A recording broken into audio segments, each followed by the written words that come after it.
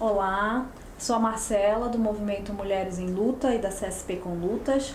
Nós vamos conversar um pouquinho com a Wendy Goldman, uma importante pesquisadora que escreveu um livro sobre a situação das mulheres na Rússia soviética e que é de uma grande contribuição para todas nós, mulheres trabalhadoras, revolucionárias e socialistas, na perspectiva de construir um programa para a emancipação das mulheres no mundo todo. Wendy, o seu livro, Mulher, Estado e Revolução, mostra um retrato muito vivo das mulheres na Rússia soviética, as conquistas que elas tiveram e também as contradições. O que motivou você a escrever esse livro? Nos anos 70, quando eu era jovem, eu estava muito envolvida em vários movimentos políticos radicais. E uma das coisas que eram importantes naquela época era a libertação das mulheres. Houve um ascenso de movimentos de início para a libertação das mulheres nos Estados Unidos. Eu me lembro do período nos Estados Unidos, quando o aborto era ilegal, e então, quando se tornou legal, de que havia muitas questões em debate. E a consciência das mulheres estava começando a mudar em diversos aspectos. Eu estava muito interessada na época sobre o socialismo e sobre o que aconteceu na União Soviética. Eu estava interessada em entender sobre como os revolucionários chegaram ao poder com tantas ideias maravilhosas sobre democracia, política e economia. Mas novamente, no decurso dos anos 30, Stalin chegou ao poder e houve muitas mudanças dentro da União Soviética. E a perda da democracia política, em particular, foi algo que me interessou. Eu queria entender por que o socialismo não conseguiu perceber a grande promessa do momento revolucionário.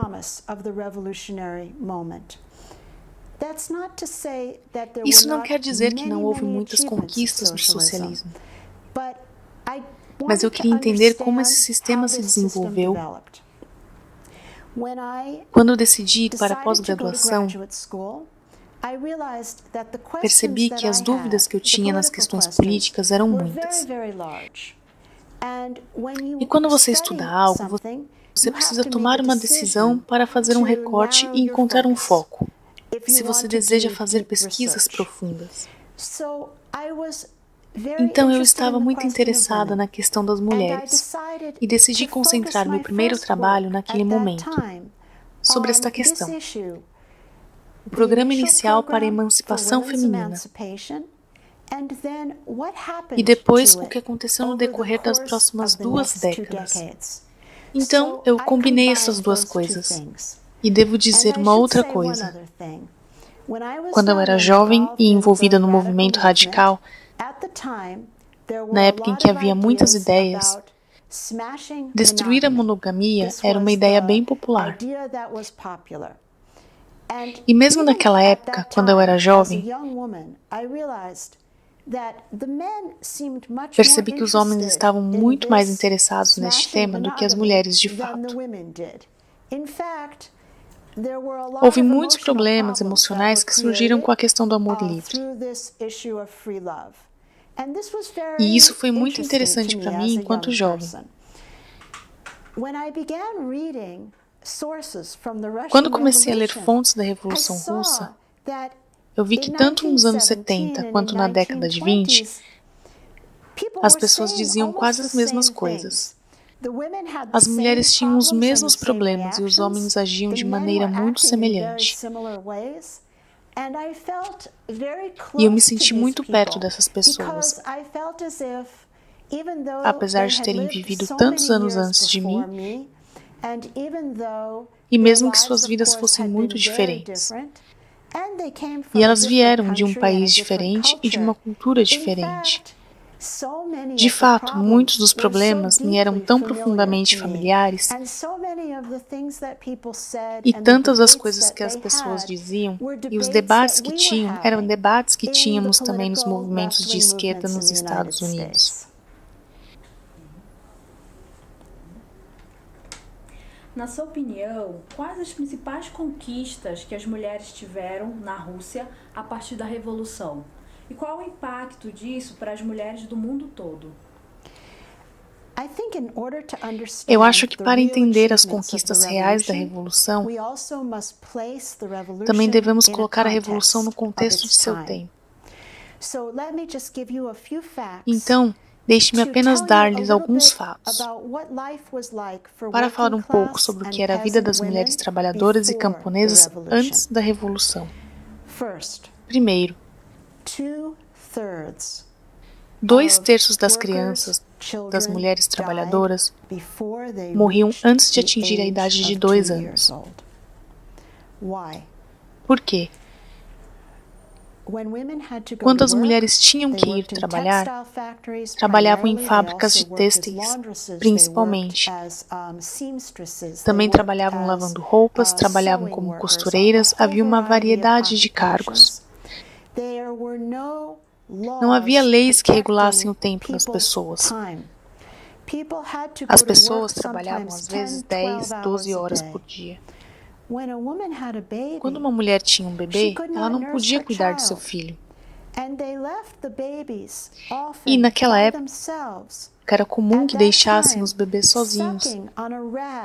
E eles sugavam panos embebidos em água com açúcar. O bebê ficaria ali por 10 horas com este pedaço de pano. Não nos admira que as crianças morressem. Não havia cuidado, não havia nenhuma fórmula artificial, não se deveria separar uma mãe de seu filho. E, no entanto, as mulheres tinham que trabalhar por longos períodos do dia. As condições de trabalho que a União Soviética trouxe mudou tudo isso imediatamente. Havia uma excelente licença maternidade. Essa licença era paga. Então você tinha garantia de salário quando tinha um bebê. E podia ter vários meses de licença maternidade. Você tinha o direito de receber o seu trabalho de volta. Depois você retornava ao trabalho, ao emprego que tinha antes da licença maternidade.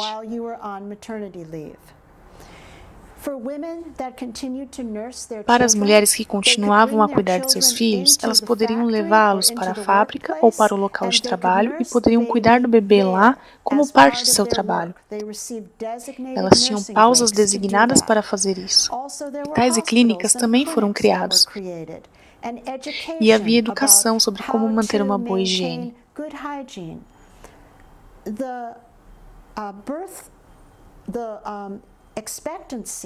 Agora, a expectativa de vida das crianças havia aumentado enormemente. Essa foi uma conquista muito importante. Nos Estados Unidos de hoje, ainda não temos pausa para o cuidado de bebês. Não temos licença maternidade. Não temos licença maternidade paga e você não tem o direito de retomar o emprego. Existem alguns trabalhos que têm isso, mas a grande maioria dos empregos não tem nada. Então, a sociedade espera que as mulheres tenham filhos, mas não faz nada. O capitalismo não faz nada para nutrir esse relacionamento, para que as crianças possam ser criadas de forma saudável. Então, esse é apenas um exemplo de uma conquista. Um outro exemplo: houve igualdade salarial para trabalhos iguais. Um terceiro exemplo: na Rússia, e na verdade em muitos países do mundo hoje, o trabalho altamente qualificado é reservado para homens. Quando as mulheres entram no local de trabalho, frequentemente fazem os trabalhos mais precários com os salários mais baixos. E em muitos casos, especialmente no trabalho industrial, as mulheres nem sequer têm a possibilidade de obter treinamento e qualificações que precisam para conseguirem um melhor trabalho e que remunere melhor. Então, por exemplo, na Rússia, não era que as mulheres estivessem protegidas. Elas faziam o trabalho mais pesado, os mais difíceis. Os homens nas fábricas costumavam brincar: olhe os pátios, olhe lá fora. Estes eram os lugares das mulheres. Estes eram os poços das mulheres. Então elas trabalhavam no frio extremo e no tempo quente. Levantavam coisas pesadas à mão porque elas não estavam capacitadas a trabalhar com a maquinaria qualificada. Os trabalhos mais difíceis eram para mulheres e também eram os de mais baixa remuneração. Na década de 30, com a industrialização, as brigadas femininas foram criadas em toda a indústria e foram as próprias mulheres que forçaram o Estado e os governantes e até organizações do Partido Comunista locais a criarem brigadas de mulheres. As brigadas de mulheres entraram nas fábricas e elas olharam para cada posto e cada máquina. E elas tomaram uma decisão. As mulheres podem fazer isso. Agora, o único trabalho que sabemos que as mulheres não podem fazer, possivelmente, e isso nem sequer é totalmente verdade, porque há uma grande diferença de força entre algumas mulheres que são muito fortes e alguns homens que não são tão fortes, mas o único trabalho que você poderia dizer que uma mulher não pode fazer é o de levantar uma carga muito pesada. Então as brigadas de mulheres foram de uma máquina a outra e diziam: isso as mulheres podem fazer, isso também podem fazer isso. E então recategorizaram o gênero nos postos das fábricas. E isso foi algo muito notável. Resgatar os empregos para as mulheres. Agora, imagina-se hoje, avaliando a divisão sexual do trabalho na força de trabalho, analisando a divisão racial do trabalho, criássemos brigadas ou comissões democráticas compostas de mulheres, negros, trabalhadores, que fossem em todos os locais de trabalho e tomassem uma decisão. Os negros podem fazer este trabalho, as mulheres podem fazer este trabalho, os trabalhadores podem fazer este trabalho. Imagine a agitação tremenda que teríamos em todos os locais de trabalho e no quanto avançaríamos se submetêssemos a questão da divisão do trabalho, da divisão racial e da divisão sexual do trabalho a um espaço democraticamente eleito composto por pessoas que fazem exatamente aquele trabalho.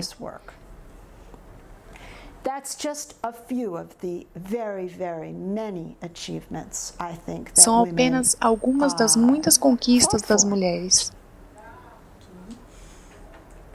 A partir dos meados da década de 20, as conquistas das mulheres começaram a sofrer um retrocesso. Na sua opinião, quais foram esses retrocessos e por que isso aconteceu? Então, quando os revolucionários chegaram ao poder, eles basicamente herdaram um país arruinado. A Primeira Guerra Mundial, que começou em 1914, levou à destruição da indústria. Havia muito capital estrangeiro que foi investido na Rússia. Grande parte deste capital estrangeiro alçou o voo. E depois, os revolucionários retiraram a Rússia da Primeira Guerra Mundial.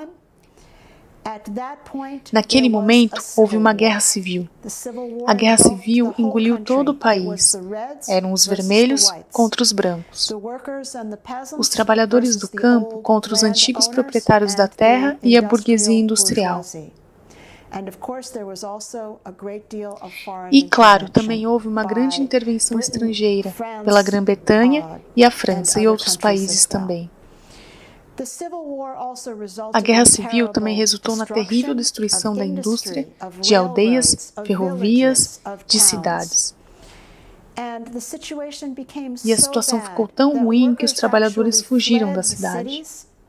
Havia uma taxa de desemprego muito alta e eles voltaram para o campo porque simplesmente não tinham o que comer. Então, no final da Guerra Civil, em 1921, o governo soviético encarava uma economia arruinada. E uma de suas principais tarefas foi, primeiro, começar a reconstruir a indústria novamente, reconstruir as redes comerciais entre cidade e país e reparar as relações entre as cidades e o campo. Os camponeses não queriam alimentar o mercado do produtor, a menos que, claro, existissem bens para negociar. Mas não havia bens para negociar porque a indústria havia sido destruída. Então eles tiveram grandes problemas para enfrentar.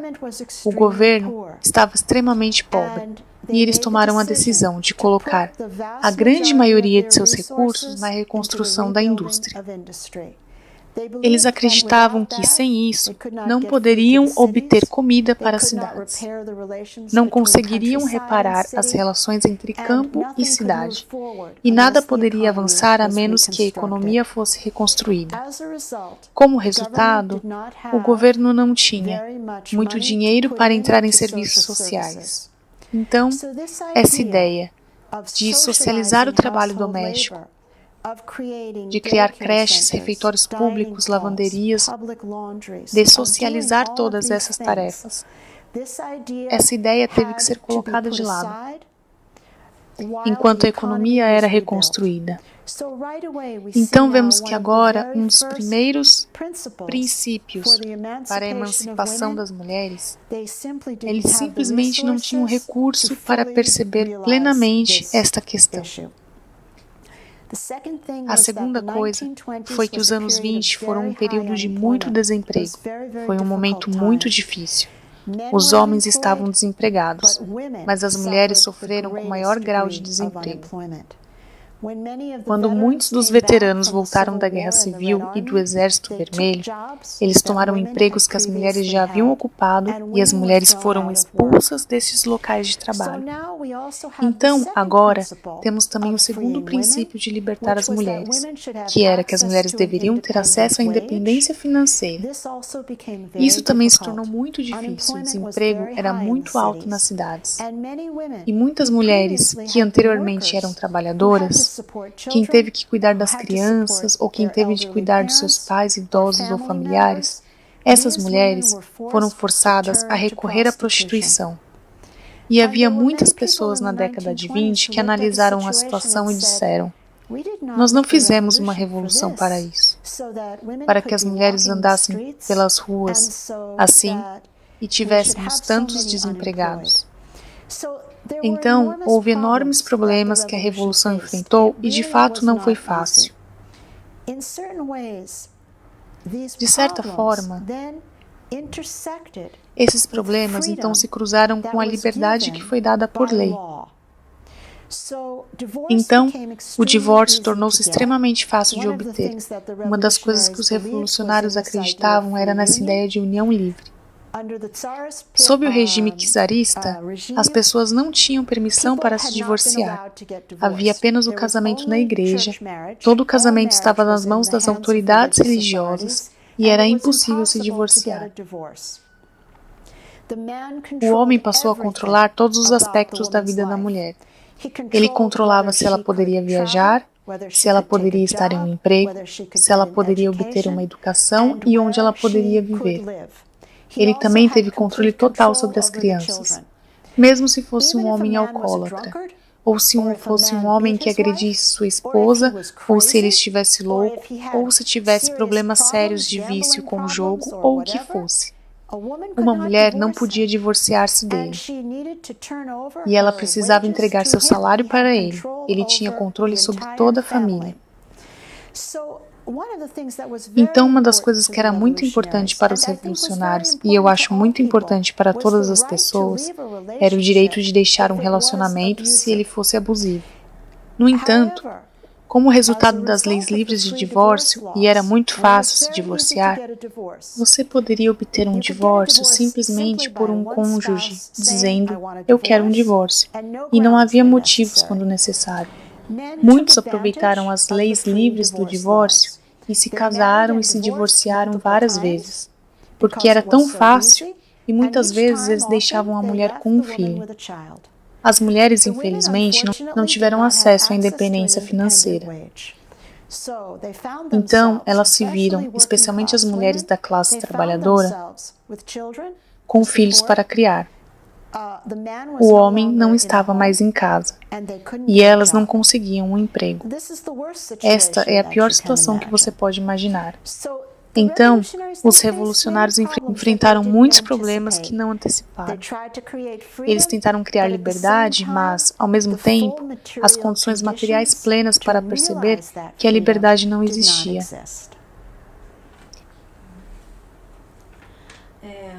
Atualmente nós estamos vivendo um forte ascenso de mulheres, né, como parte da luta da classe trabalhadora de conjunto no Brasil, nos Estados Unidos, no mundo todo.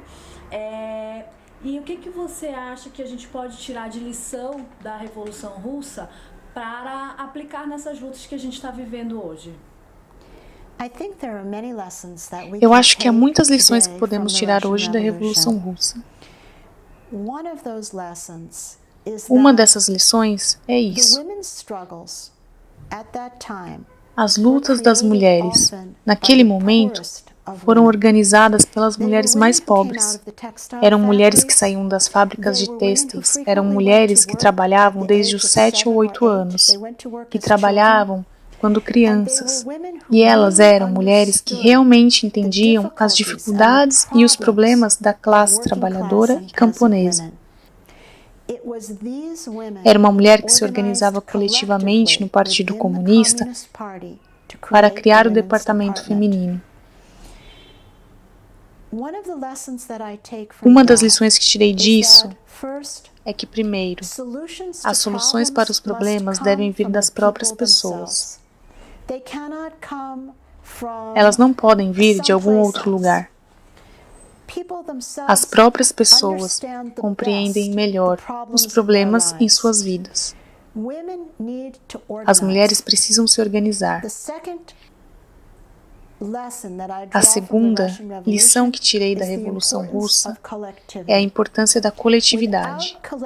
Com nossa organização coletiva, como indivíduo, é possível fazer muito pouco. Mas com a organização coletiva, é possível fazer, de fato.